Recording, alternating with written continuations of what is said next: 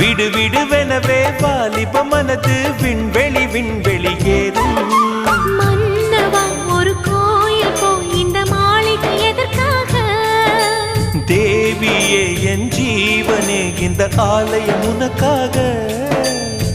வானில் ஒரு புயல் மழை வந்தால் அழகே என்னை எங்கனம் காப்பாய். கண்ணே உன்னை என் கண்ணில் வைத்து இமைகள் எனும் கதவுகள் அடைப்பேன். சத்தியமாகுமா? நான் சத்தியம் செய்யவா? தொடு தொடுவெனவே வானவில் என்னை தூரத்தில் அழைக்கின்ற நேரம்.